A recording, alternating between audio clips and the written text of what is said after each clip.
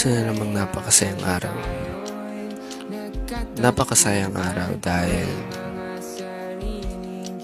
napuno ng kasiyahan ang oras na nilaan. Oras na punong-puno, kasiyahan, kantahan, ng kung anong treat magawa.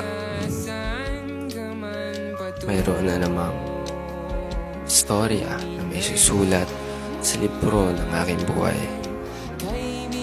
At ito ay tatatak bilang aking alaala na kahit sa kaunting panahon na kami nagkita-kita, naramdaman ko agad yung tunay na saya.